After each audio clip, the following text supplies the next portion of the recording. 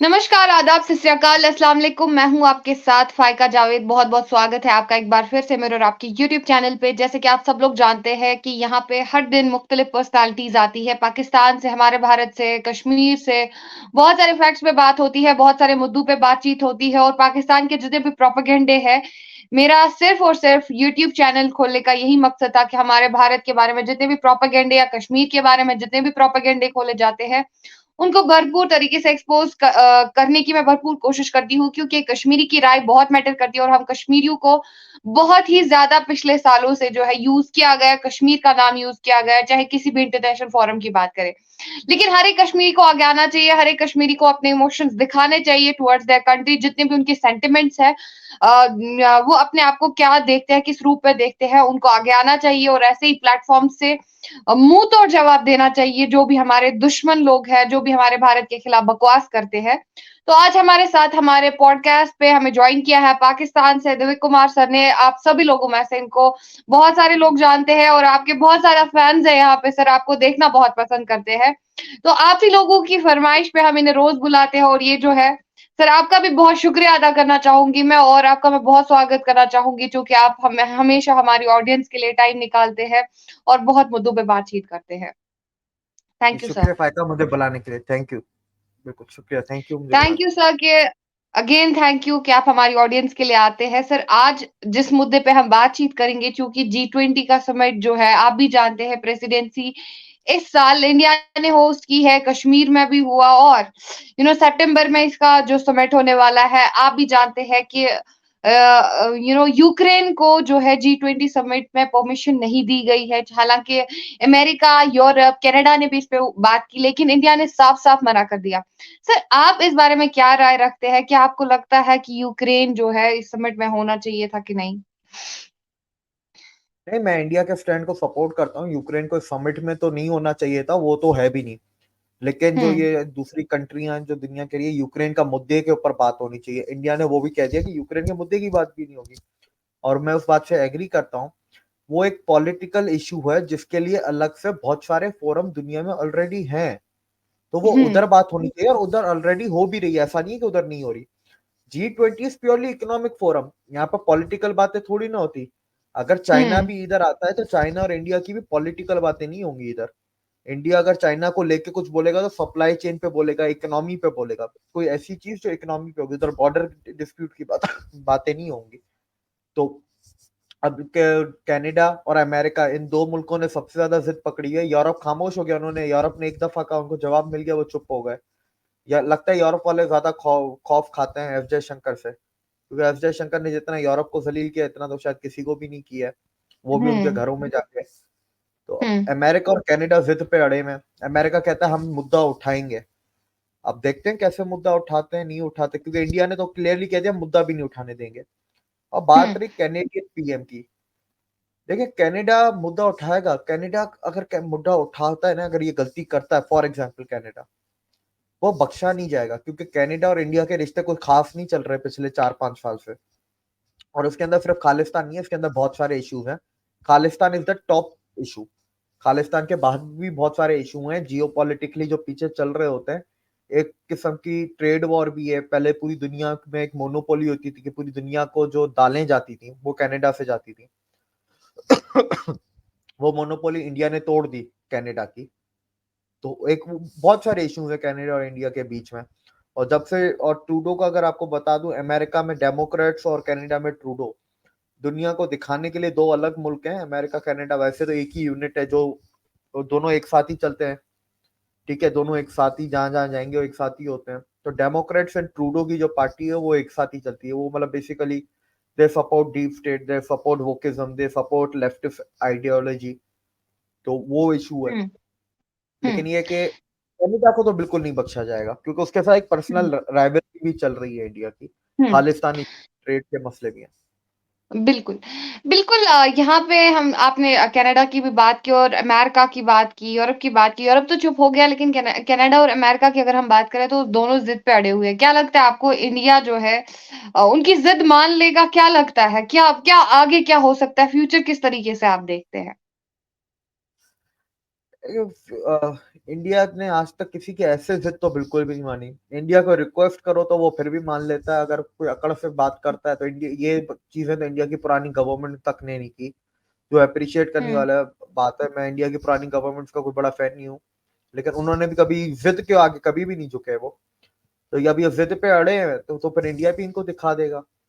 सबसे हम्म। बड़ी जो है, मैं एक चीज पढ़ रहा था कि पुतिन क्यों नहीं आ रहे इंडिया। ऑफिशियली क्रेमलिन ने कहा है कि पुतिन नहीं आ रहे क्योंकि इंटरनेशनल क्रिमिनल कोर्ट का अरेस्ट वारंट निकला हुआ है पुतिन के खिलाफ।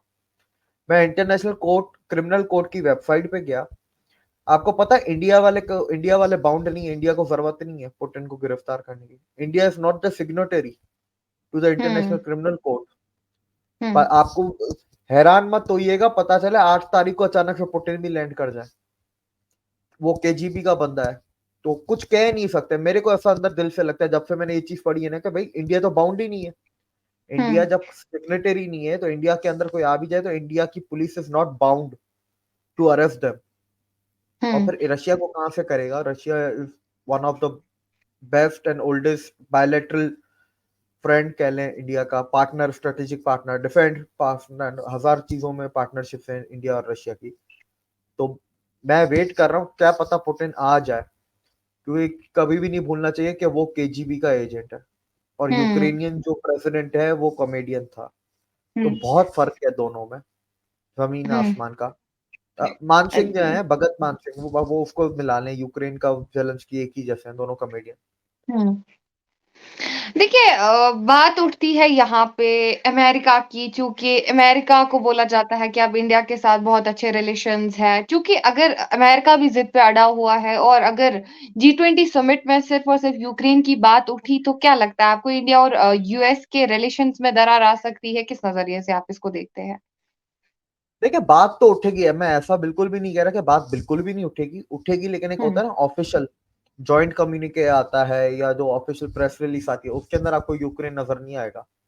इंडिया हम्म। इस मामले में, इंडिया वो मुल्क है ही नहीं। उसको शायद प्यार से बोल देते हैं ना, इंडिया शायद मान भी लेता, चलो ठीक है यूक्रेन की बात कर लो।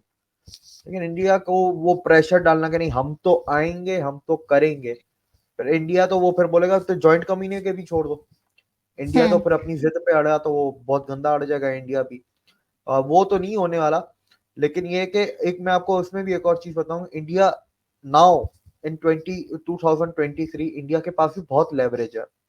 इंडिया चाहे तो it can put a lot of pressure on European countries plus Canada plus America। और उसकी बहुत सारी वजह है। India is the fourth geopolitical pole. Hmm. India control 35% of the world food basket.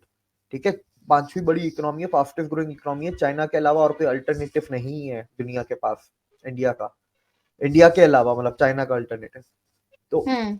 India की ऐसी बहुत सी चीजें होंगी जो हमें नहीं पता, जो अंदर की राज की बातें जो इंटेलिजेंस में होती है, पीएमओ तक ही रहती है, वो शायद आपकी मिनिस्ट्रियों को भी नहीं पता होगा, आपके मिनिस्टर को भी नहीं पता हम्म। होगा। हम्म। तो इंडिया प्रेशर डाल भी सकता है अमेरिका के ऊपर। आज की तारीख में इंडिया इतना पावरफुल है, तो बिल्कुल। इतना इजी इजी नहीं है इंडिया को दबाना। और इंडिया का कभी पास्ट में कभी नहीं झुका जब पावरफुल नहीं था, तो आज जब पावरफुल हो गया तो अब कहां से झुकेगा इंडिया इनके आगे? एग्जैक्टली, तो और एज एक ए आखिरी पाकिस्तानी आखिरी आप हम्म। आखिरी चीज मैं तो कह दूं, एज ए पाकिस्तान, जी जी, बताएं। अमेरिकन पॉलिटिक्स को अगर आप फॉलो करेंगे तो अमेरिकन पब्लिक वहां की गवर्नमेंट के खिलाफ है। तुम यूक्रेन को क्यों पैसे दे रहे हो? वहां एग्जैक्टली। की नॉर्मल पब्लिक खराब है, वो खिलाफ हम्म। हो गई है। वहां के न्यूज चैनल वाले आवाज उठा रहे हैं, वहां के सेनेटर आवाज उठा रहे हैं गवर्नमेंट के खिलाफ। तो हम्म। India can use that as a leverage. हम्म। देखिए, वहीं अगर हम बात करेंगे एज ए पाकिस्तानी, मीन्स कि आप भी ये चीज समझते हैं कि अब इंडिया को किसी की भी जरूरत नहीं है। अगर इंडिया और यूएस के रिलेशंस बेहतर भी नहीं हो सकते हैं, तब भी जो है इंडिया पावरफुल है, क्योंकि आज इंडिया किसी पे डिपेंड नहीं है, आज इंडिया इंडिपेंडेंट है। देखिए दुनिया में कोई भी इंडिपेंडेंट नहीं होता है, बस कुछ चीजें होती हैं जिसकी वजह से आप अपने आप को इंडिपेंडेंट कहते हैं। ऐसा नहीं है एग्जैक्टली। आप, हाँ इंडिया अमेरिका के बगैर नहीं रह सकता, सिमिलरली अमेरिका भी इंडिया के बगैर नहीं रह सकता।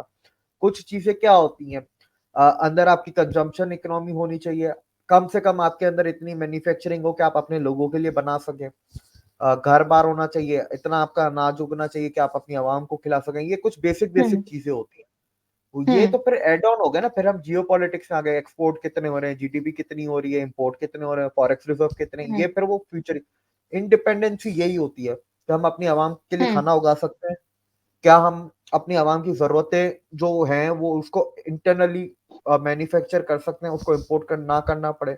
उस हिसाब से तो आप देखें इंडिया इंडिपेंडेंट है, अगर उस लिहाज से जाते हैं, बेसिक चीजें हम्म। पूरी हो गई। बाकी तो ऐसे अगर आप जाएंगे कि जियो पॉलिटिक्स में आ जाए तो इंडिया अमेरिका के बगैर नहीं रह सकता, अमेरिका भी इंडिया के बगैर नहीं रह सकता। हम्म। तो सेम चीज अगर हम कनाडा की बात करें तो कनाडा में प्रो खालिस्तानी मूवमेंट्स चलते हैं और कैनेडियन गवर्नमेंट उसको सपोर्ट भी करती है। इस हवाले से G20 समिट होने वाला है, कैसा लगता है? क्या मतलब क्या फ्यूचर देख रहे हैं आपकी? कैनेडियन जो पीएम है उसका किस तरीके से स्वागत किया जाएगा, या फिर जैसे एस जयशंकर ने बुलावल भट्टू को एससीओ मीटिंग में सेम वहां पे जिक्र किया कि जो देश जो है टेररिज्म फैलाते हैं, उसी तरीके से स्वागत किया जाएगा? क्या लगता है आपको? देखिए नहीं, ऐसा तो नहीं स्वागत किया जाएगा कि वो टेररिज्म फैलाते हैं, क्योंकि वो अंग्रेज है ना, वो चालाकी से वो फ्रीडम ऑफ एक्सप्रेशन के नाम के अंदर बहुत कुछ कर जाते हैं।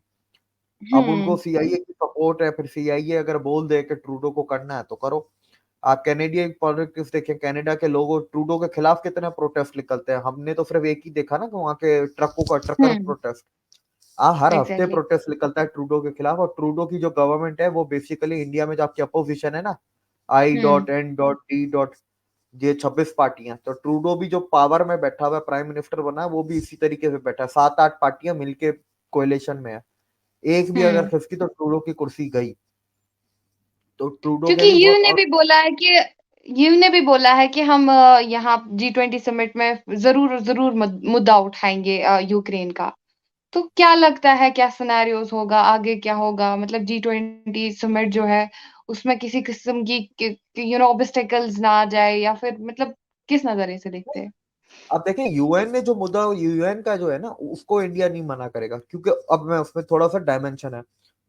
वो बात करेंगे कि यूक्रेन और रशिया के बीच में सीज फायर कैसे लाया जाए, जंग कैसे बंद कराई जाए। हुँ, अमेरिका, कनाडा, यूरोपियन बोल रहे हैं कि किस तरह रशिया को गालियां दिया जाए, रशिया को डिफेम किया जाए, रशिया के खिलाफ कोई प्रोपागेंडा एजेंडा चलाया जाए। एग्ज़ैक्टली। इंडिया वो कभी भी नहीं होने देगा, कभी भी नहीं। उसने पूरी दुनिया में पिछले 1.5 साल में नहीं होने दिया, तो 1.5 साल बाद कहां से होने देगा, वो भी अपने घर में। जब उसने पूरी हुँ, दुनिया में नहीं होने दिया तो वो उनके घर पे जाके उनको जवाब दे के आया। तो अपने घर में तो हुँ, सवाल ही पैदा नहीं होता।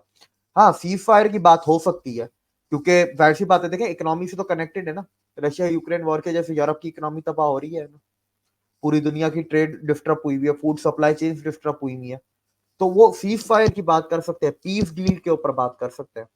लेकिन ये जो हुँ। बात है ना कि रशिया को दबाना है, एजेंडा चलाना है या उसको बदनाम करना है, इंडिया वो कभी भी नहीं होने देगा। एग्ज़ैक्टली।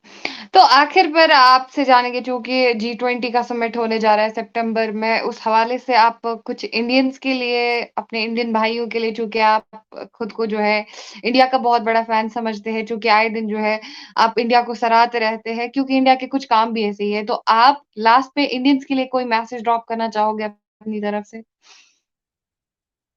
अब मैं यही कहना चाहूंगा कि इंडिया में आने वाला वक्त बहुत मुश्किल है, इलेक्शन तक के कुछ महीने जो है बहुत हुँ, ज्यादा मुश्किल है। ऐसी चीजें भी होंगी जो शायद पिछले 75 साल में ना हुई हो। तो trust hmm, your leadership and avoid as many propaganda on social media, mainstream media exactly, and newspapers, because they all are exactly, sold out. Exactly. सही बात है, तो आपका बहुत शुक्रिया, आपने बहुत फैक्ट्स पे बातचीत की और G20 समिट के हवाले से जो कि सितंबर में होने वाला है, क्या कुछ बातें आपने बोली, बिल्कुल फैक्ट्स पे बोली, बिल्कुल हमने आप तक रियलिटी दिखाने की कोशिश की, और हमने आप तक जितनी भी इन्फॉर्मेशन है क्योंकि दिवक सर जो है इन्फॉर्मेशन रखते हैं इन चीज़ों की, और आप जो है इनकी नॉलेज बहुत ज़्यादा हमारी ऑडियंस जो है आपकी नॉलेज को बहुत ज़्यादा सराहती है। आपका बहुत शुक्रिया अगेन वक़्त देने के लिए। ऐसे ही मिलते Thank you. रहेंगे अगले इंटरव्यू सेशन से, और पर्सनैलिटी से बातचीत होती रहेगी। तब तक के लिए जय हिंद, जय भारत, जय Kashmir. Thank you sir. Thank you.